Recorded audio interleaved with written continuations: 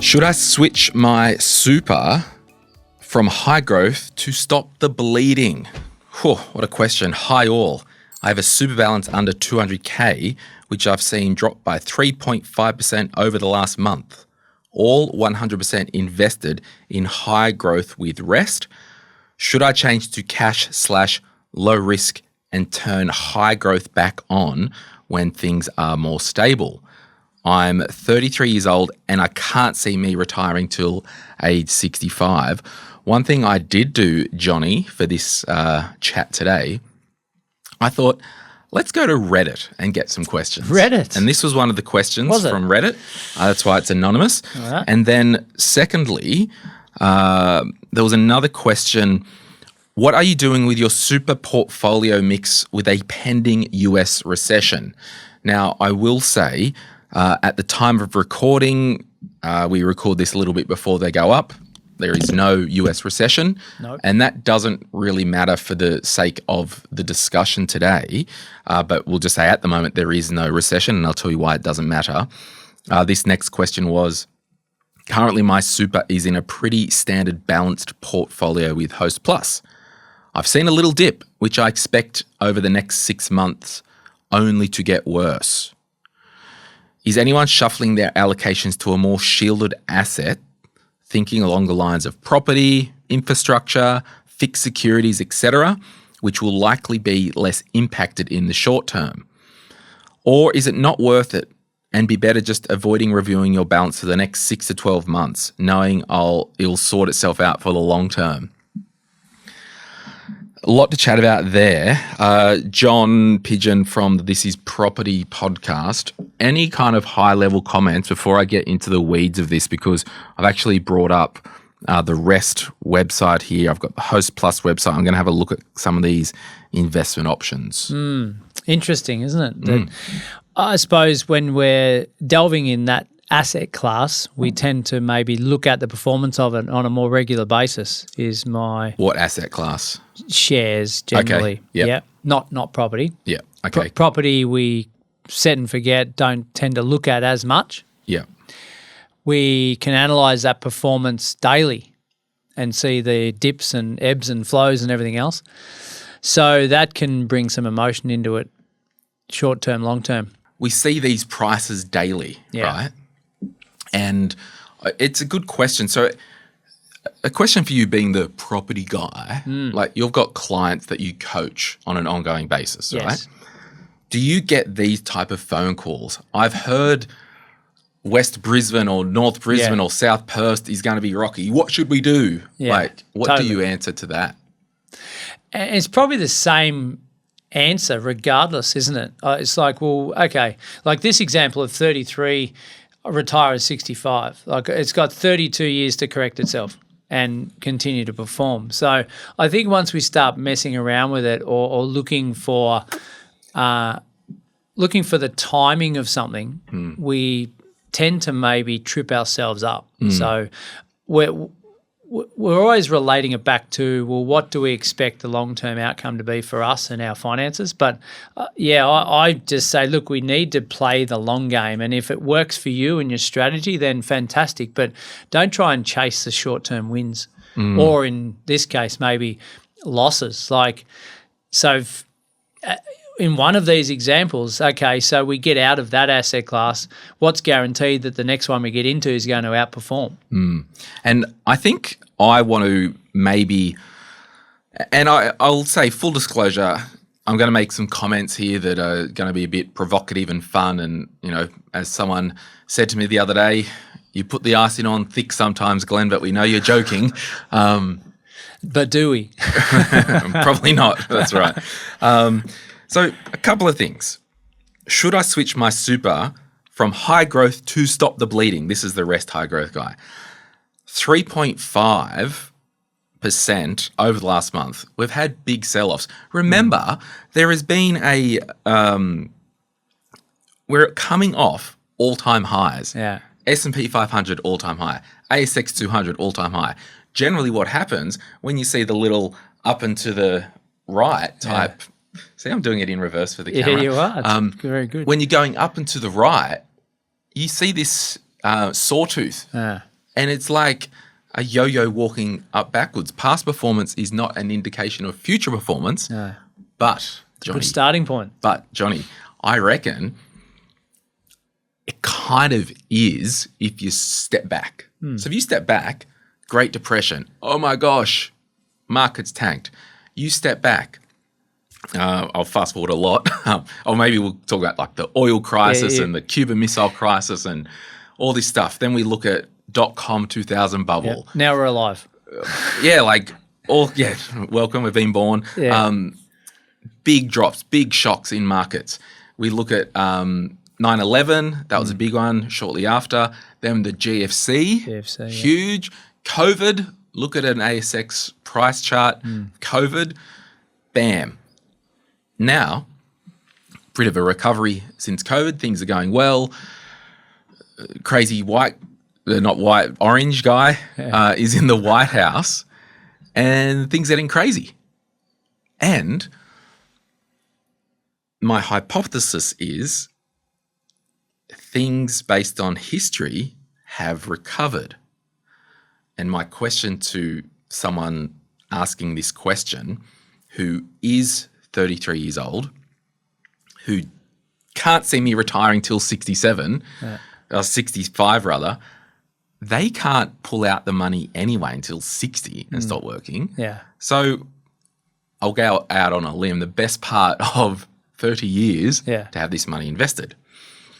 So I'll have a look at this. So I've pulled up, and if you are watching us on YouTube now, the 3 followers that we've got, because we're really trying to build that different audience, I've had a look at the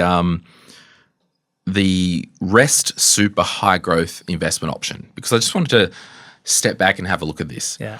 And I like it that someone is interested in like, oh, what should I do?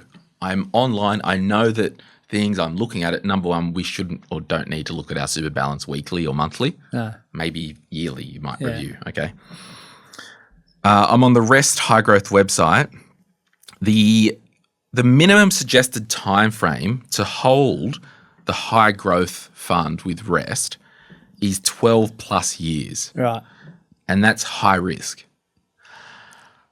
I think it's probably a sidebar, but it seems like a 12 plus year hold time, that's some stuff going on in that portfolio.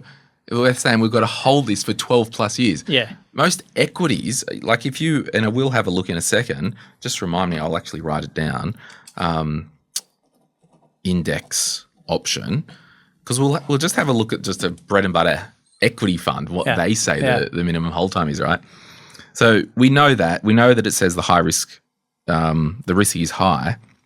So if we go back to old mate here with 33-year-old, can't touch it anyway, wants to know, do I pull this money out, wait, then reinvest?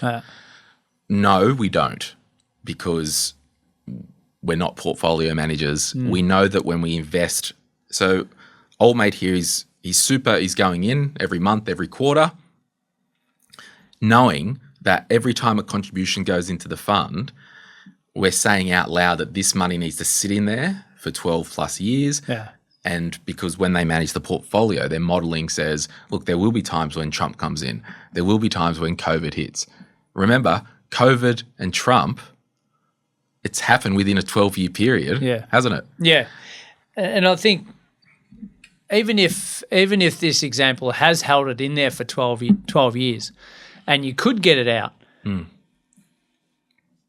it's a short-term approach, isn't it? It's still not playing the long game because we're 30 years till we can actually or need it. But if someone was sitting here with this same question at 58 or 60, right, and then we've got a pending crisis on our hands, we've got maybe a different conversation, but we don't want to act with I suppose we don't want to act with emotion straight away, do we? Yeah. So let's have a look at the asset allocation of the portfolio that old mate's in. Overseas shares, international shares, 47.5%. Australian shares, 32%. Property, 6%. Infrastructure, 8.5%. alternatives 1.5, and debt 4%. So basically, the asset allocation is 90% growth.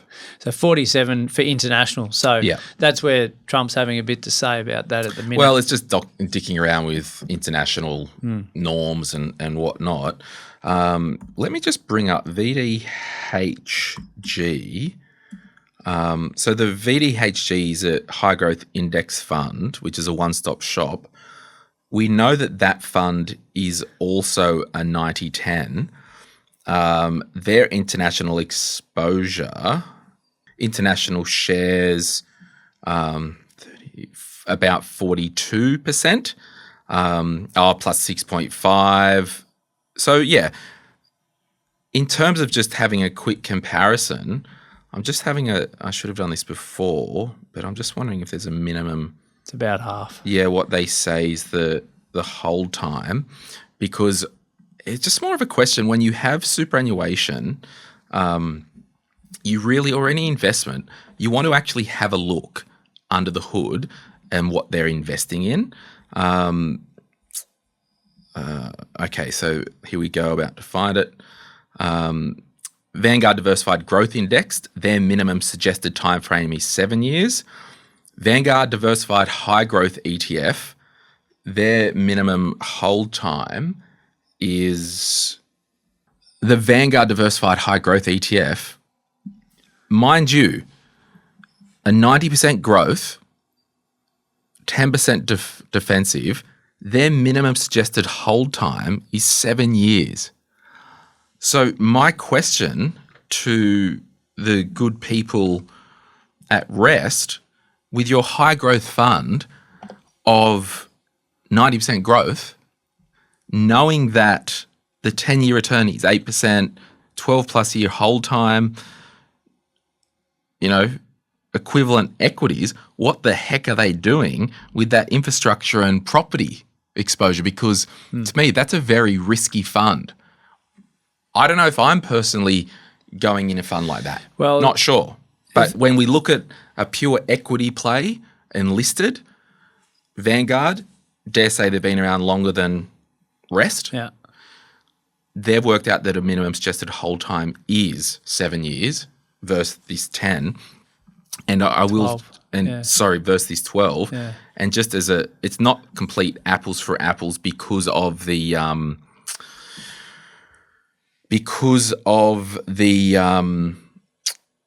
taxes with super, but the 10, I can't see the 10-year, but the 5-year return, the 10-year benchmark for the fund of the Vanguard Diversified High Growth is 8.97. So very similar return. Over 10 years. Interesting why with a minimum hold of 7 years. Yeah.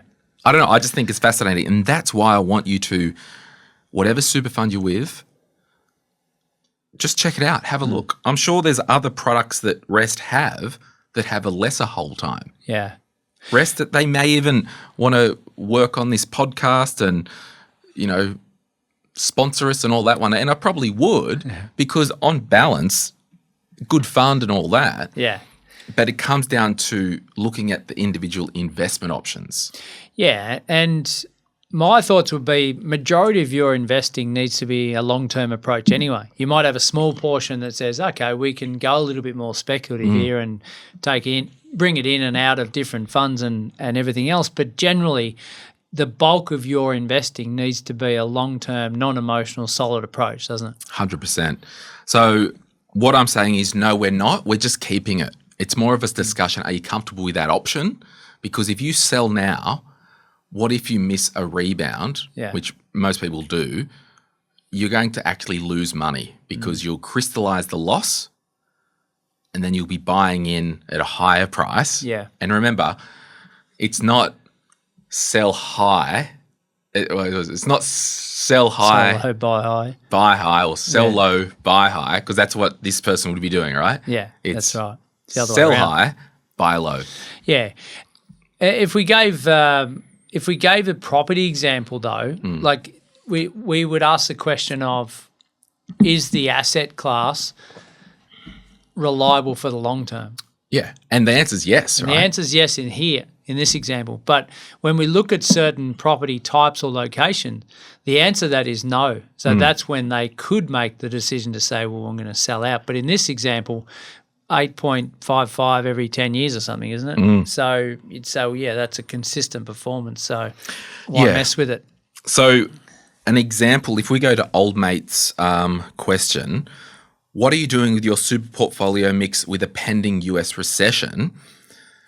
And this is where I'll get cheeky. This guy has heard that there could be a pending US recession. There might be, whatever. Smart enough to know that it could happen. Smart enough to know that this is happening, but actually doesn't know enough to make good super decisions. And that's why super funds have pre-mixed portfolios. And we don't want to get our mitts in there and start dicking around. We just need to leave it, because old mate's like, is anyone shifting their or shuffling their allocation to more shielded assets? Yeah. Your portfolio has already got property. It's already got infrastructure. And, do you want to have any comments there? Yeah, I think maybe they're just fishing for people's thoughts and opinions. Yeah, I get that, yeah. Because they've said, on the other hand, or is it not worth it and just better avoiding the reviewing of it? Like, that's definitely the answer. But maybe if we're fishing for, okay, who's got some other thoughts on this pending recession that I can get my hands on? So now if we go to, I'm just going to open the the Host Plus website, right? So I've looked at, old mate says he's in the balanced fund. They're saying the investment time frame is 5 years plus, right? The growth allocation is 76/24 defensive. The allocation to international shares is about, we'll call it 30% at the moment is the target. Right. So we know that we've got, 24% defensive, 76 growth. Now, when we actually look at, and again, I'm not saying this that we make decisions based on performance, but it's just good to know, okay, this is the asset allocation, this is the risk profile of the fund, this is the suggested hold time, and this is what it's done over the last 10 years. It's just good to look at that insight. Yeah. It's fascinating. So if we have a look here, this is equivalent to the REST fund. And we haven't even talked about fees discussion yet. We're just looking at asset allocation. He said he's in balanced. The last 10 years, 8.04%, where the high growth fund with REST did 8.16. So basically the same. So we know that when things are rough and you basically, with your investing, I'll try and do this. You can have a smooth ride like this flowing up and to the right, or you can have sawtooth. Yeah. Bumpy. So this fund, less risk, basically the same return because it's the asset allocation. Now, if we have a look at the, we've looked at the index hold time, they've only just done, they don't have data on Host Plus's high growth fund over 1 year. It must be a newer fund. But I think all I want to encourage everyone on is to work out your strategy. Oh, and actually, here's one here. 10 years indexed balanced, 7.24% with Host Plus, which is the index balanced that it was very popular in it, one of the most popular selling books in Australia. Everyone go to Host Plus, put index balance, it's the cheapest fund in Australia. Where if you actually went the active growth fund, 8.9% after fees over 10 years versus the index balance, 7.24% after fees. Yeah. If you paid more, would have got a higher return. Yeah. But what? How does that work? Well, it's all got to do with the asset allocation in the super fund. So within all that, Johnson, Don't mess with it. don't mess with it. Understand your investing time horizon. Understand what you're invested in. Understand that when we basically have forward-thinking strategies, over the next 30 years, we know that there's going to be corrections in markets. Yeah. We know that it's going to be up and down. We know that this is going to happen. And that's why we say, yes, I can invest in this over the next 10 or 12 years because I don't need the money now. And the portfolio manager is saying, hey, stick with us for 12 years because there will be ups and downs. Yeah, it's a rocky road. But I think when maybe investors or anyone out there, mums and dads, look at these returns here and say, well, it's 7.64 and then they say, well, year two, I've only been getting 3.4, they start to question and potentially go and make these short-term mistakes. I mean, the biggest crime with super funds and advertising, like on this website, I'm just having a look here. Net return. Well, I'll just pick on REST. The corporate affairs probably you've scanned this and picked it up. So high REST. Why is there why are we heroing 1 year returns with superannuation funds? Because we're tapping in to people seeing that, 11.24% 1 year return, that's awesome. No, we're not looking at 1 year returns. I only look with super funds, no less than 5 year return if I want to look at performance because the portfolios are managed in different ways. But like how often should you review that? Well, I think it's a broader question about financial planning and your strategy.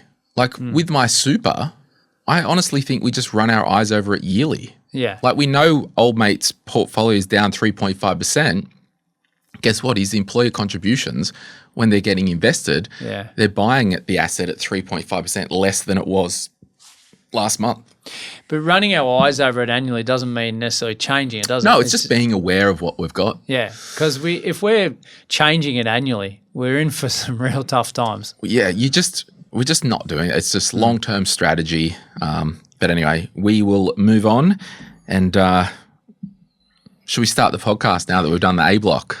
We're into it. All right, let's get it on.